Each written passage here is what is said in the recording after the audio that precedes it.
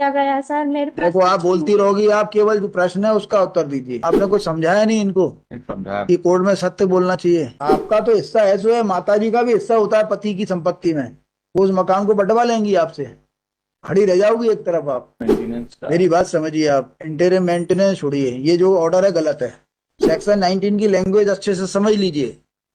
वो लैंग्वेज ऐसी नहीं है कि आप जो है पति के मरने के बाद अपने सास ससुर को बर्बाद कर हाँ। सकते हो। यदि आप यहाँ झगड़ा करो तो मकान भी नहीं देंगे आपको, ये गारंटी है। अपने में से कुछ नहीं दे रहे हमारा। फिर क्यों दे अपने में से? दादागिरी से थोड़ी मिलता है। मतलब हमारे दो मकान थे। एक मकान मांगी रहने के लिए, तो मैं मकान दे दिया इसको रहने के लिए। मेरा मकान जो था उसमें कब्जा करके बैठी। 2 मकान है आपके, मैं किराए से रहता हूँ। टोटल 2 मकान है आपके। दो मकान है, एक मकान है। एक मकान एक मकान है सर, उसके वो दो। बोल रहे हैं, अच्छा बोल रहे हैं, उनको बोलने दो। सब लोग मत बोलो। एक मक नहीं, आप खड़े रहो, मतलब बोले बोले एक ही है ना। हाँ, दो मकान थे तो एक मकान कहाँ मैंने पे थे 2 दे मकान? दिया। कहाँ पे थे 2 मकान? कटनी में बजरंग कॉलोनी। कटनी। दोनों मकान अलग अलग थे कि एक साथ लगे हुए थे? नहीं नहीं, अलग अलग है। बजरंग कॉलोनी कटनी। तो दोनों मकानों का साइज क्या है, क्षेत्रफल क्या है? 50 30 50 के दोनों 30 50 30 50 के बने हुए। बने हुए। और कितना मंजिल के बने हुए हैं? बस। एक एक मंजिल के। तो जो बजरंग कॉलोनी में ही दोनों हैं, हाँ। तो दोनों में एक में आपका कब्जा है क्यों? एक मिनट, हम उनसे पूछ रहे हैं। सर। एक आराम से, एक मकान में आपका कब्जा है।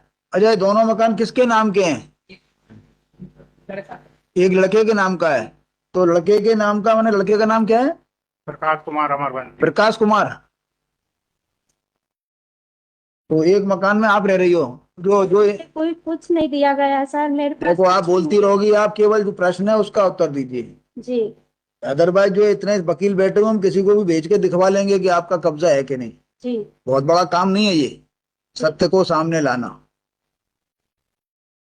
तो ये एक मकान जो है लड़के के नाम का था, और एक मकान आपके नाम का था। हमारी क्या श्रीमती नाम है दूसरा? दूसरा का नाम क्या है आपका? शांति अमरवंश। शांति। तो आपका किसी भी मकान पे कब्जा नहीं है, आपका कहना ये है? सर मम्मी के नाम पर है। एक मिनट, आपसे क्या पूछा? आपका कोई किसी एक मकान पे कब्जा है या नहीं? रह रही।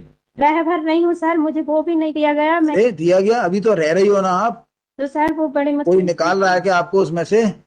नाबालिका में है सर। कोई आपको मकान क्या बने क्या बोल रहा है? आपने कुछ समझाया नहीं इनको समझा। कि कोर्ट में सत्य बोलना चाहिए सत्य बोल रही या कम बोलना चाहिए? बोल रही हूँ, झूठ नहीं बोल रही सर। मेरे पति की एक मकान आपके कब्जे में है ना, अभी रह रही हो ना? सर नाबालिका में है मेरे पति के नाम। आप अपने उस मकान में रह रही हो ना? टूटा फूटा है सर। उसमें रह रही हो ना? जी रह रही हूँ। बस इतना बोलो अभी। जी। अच्छा, दूसरा मकान किस पे है? हमारी श्रीमती जी के नाम। नहीं नहीं, आपके नाम में है, लेकिन वो भी इनके पास ही है। हाँ, वो भी इन्हीं के पास, इन्हीं के कब्जे में है। उसके बारे में क्या कहना है आपका, दूसरे मकान के बारे में? सर उसमें भी इन लोगों ने ताला लगाए हुए हैं, जेड एड सब कटा हुआ है। मेरे को क्या सिर्फ कटा है? जेड एड को जेड भी बना है। जेड? हाँ। कमर्शियल बैठा हुआ है। चोरी से यानी कि इनने तो आपकी क्या इच्छा है, इसको कुछ देना है? सब कुछ है सर, उसको सब कुछ दे चुके हैं। ये दोनों मकान दे दिए? नहीं, दोनों क्यों दे? मैं हम कहाँ रहेंगे? अरे, तो ये रिटायर्ड एम्प्लॉय भी है। कोई बात नहीं। ये साहब झगड़ा करती है, इसके वजह नहीं से। नहीं, आप 2 मकान में से एक मकान देना चाहते हो क्या? पूरा इसके नाम करना करना चाहते हो? दोनों में से कोई भी जो चाहेगी सो ले लीजिए। ठीक है, उसी को मिलेगा हमारा। नहीं नहीं, नहीं, ऐसा नहीं। अरे मान लो एक बना हुआ दे दो इसको।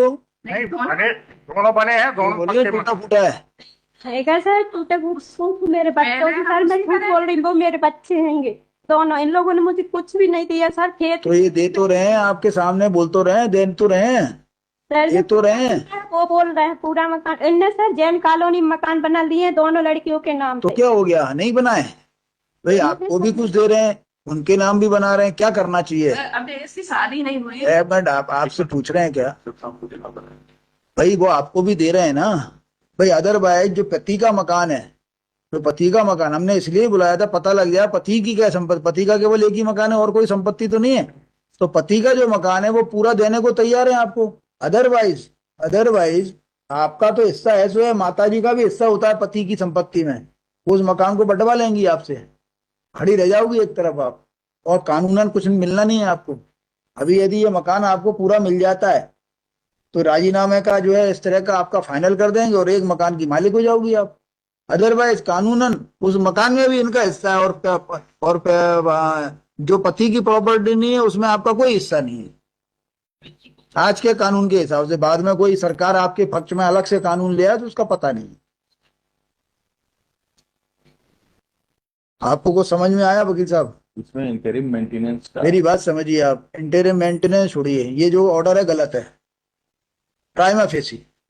अभी आप बहस करेंगे, यस मैडम। केवल जो है पति की संपत्ति में ही से इसका राइट मिलेगा। कोई ऐसी कोई संपत्ति जो पति की संपत्ति पिता को नहीं मिली है, आप उससे कैसे वसूल कर सकते हो? 19 ऑफ हिंदू एडॉप्शन एंड एक भी जजमेंट नहीं बता पाओगे, उसको देख लिया हमने। ये उसी में लिखा हुआ है, सेक्शन 19 में लिखा है, पढ़िए 19, पढ़ के बताइए। सेक्शन 19 की लैंग्वेज अच्छे से समझ लीजिए। वो लैंग्वेज ऐसी नहीं है कि आप जो है पति के मरने के बाद अपने सास ससुर को बर्बाद कर हाँ। सकते हो। पढ़िए। Maintenance of widowed daughter-in-law. हाँ, A Hindu one. A Hindu wife, whether married before or after the commencement of the said, shall be entitled to be maintained after the death of her husband by her father-in-law, ठीक है। provided and to the extent that she is unable to maintain herself out of her own earnings or other property, or where she has no property of her own, is unable to obtain maintenance. आगे पढ़िए। Number 8. From the estate of her husband or her father or mother, or हाँ, B. From her her husband और her father माने उसके जो भी father और mother होंगे, इसके फादर मदर, पति के नहीं, इसके। लेकिन इसमें ये भी आगे आगे बढ़िए। Property from the estate of her husband, from the एक- estate of her husband or her father, और नेक्स्ट में आ जाइए, or नेक्स्ट में आ जाइए। from her son or Or daughter, daughter, if any, or his और हर स्टेट। her state. अभी जो है इसको जो मिलना है, ये आपको एक मकान देने को तैयार है, वो ले लीजिए, बकाया आपको कुछ मिलना नहीं है। इनफैक्ट मतलब इसके बाद एक जजमेंट है, clear cut, there is clear cut judgement. भाई तो पति की संपत्ति उसको मिली है, उसके अंदर अपना करे जो करना है, उसके अंदर किराएदार बसाए, कुछ करे। She is unable to maintain herself. अरे तो क्या करे, अपने बाजार में जाके कोई काम करे। Court has said, भाई आप has said, अभी आप भाई मैं देख रहा था, आप there is his moral भाई- responsibility is also there, my ऐसा lord. नहीं होता। मान के चलो ये अभियाल कल को स्वर्गवासी हो गए तो तब क्या करेगी वो? ये अरे आप उसको एक मकान दिला रहे हैं, क्लियर कट जो है उसका जीवन भर का जो है भरोसा हो जाएगा उसको, नहीं तो कल को उस मकान को बेच देंगे, क्या करेंगे? इनका एक ही इकलौता पुत्र था हमारा। तो क्या करें? आज के लॉ के हिसाब से क्या हिस्सा है इसका? ये इनका- जो हिस्सा है इनका, माताजी का हिस्सा है, वो भी छुड़वा देंगे? नहीं समझ में आया? भाई उस मकान में जो इसके पति का है Yes. उसमें माताजी का भी हिस्सा है, वो Yes. छुड़वा देंगे इनसे, ये अकेली मालिक हो जाएगी उसकी। क्या प्रॉब्लम है इसमें आपको? In fact, my lord, but मैंने मेंटेनेंस इज टू भाई आप देखो अभी ये बोल रही है मुझे कुछ भी नहीं दिया, कह रही है ना, तो अब वो देने को तैयार है एक मकान 30 बाई 50 केवल का। एक मकान में रह रही हैं, तो क्या करे, रहने के साथ खाने पीने का वही। पूरा नहीं दे रहा सर, देखिए अब आप नहीं पूरा देंगे, पूरा बोल तो रह रही है पूरा देंगे। 30-50 का भी पूरा नहीं दे रहा सर, जो मेरे पति के नाम पे है आधा, 30 बाई वो 30 30 बाई 50 का पूरा देंगे ना, कह तो रहे हैं।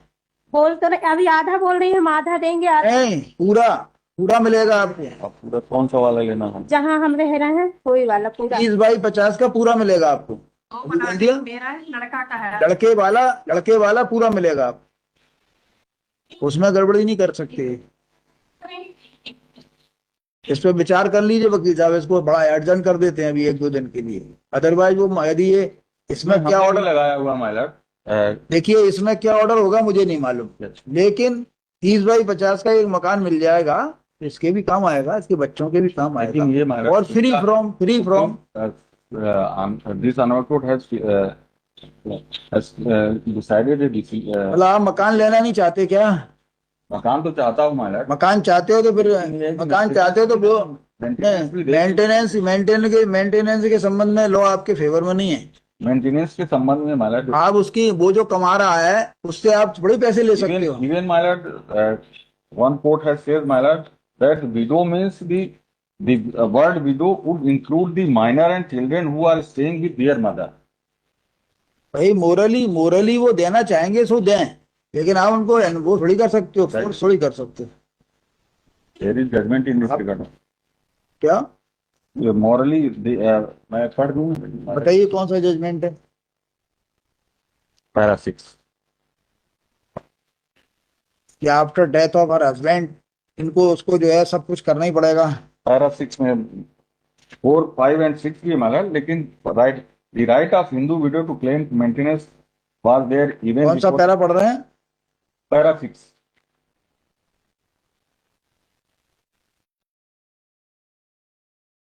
The moral obligation of the father-in-law to maintain the widowed daughter-in-law also existed. भैया इसके अंदर लिखा हुआ है वो को पार्टनर था, प्रॉपर्टी थी उसकी, आप बिल्कुल अलग बात चल रही है, इसके फैक्ट ही अलग हो जाएंगे। Yes. इसके अंदर उस प्रॉपर्टी के अंदर वो क्या था, हस्बैंड जो था वो एक प्रॉपर्टी थी, उसका को पार्टनर था, और अभी उसका बंटवारा नहीं हुआ था, तो बिकॉज को पार्टनर था और उसका बंटवारा नहीं हुआ, तो उस लाइट में वो प्रॉपर्टी उसकी ये थी। प्रॉपर्टी इनकी एक्सक्लूसिवली जो ये दे रहे हैं केवल इनके हस्बैंड की है। नहीं, हस्बैंड की थोड़ी, हस्बैंड के मरने के बाद इनके हस्बैंड की माँ पे भी जाती है, क्लास वन ईयर है। आप इस जजमेंट को कहां से लगा लोगे? ऐसा कोई जजमेंट, आप सिंगल जजमेंट ले आइए कि जो है after death of her husband she is entitled for receiving the maintenance amount from her father in law even if there is no property left by husband। ऐसा जजमेंट बता दीजिए कोई हो तो। आप ऐसे जजमेंट लगा रहे हो जो आपके खिलाफ है बल्कि ये तो।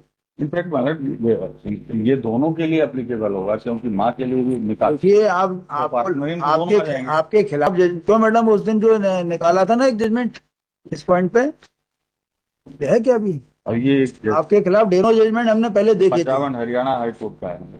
और देखिए ऑप्शन इज विद यू, आप मकान लेना चाहते हो, राजीनामा करना चाहते हो, या लड़ना चाहते हो जिंदगी भर, तो मतलब इसको एक हफ्ते बाद रखें, क्योंकि अभी आप मकान तो अपना सेव करो भाई, कल को अभी आप यहाँ झगड़ा करो तो मकान भी नहीं देंगे आपको, ये गारंटी है, परेशानी होते रहोगे।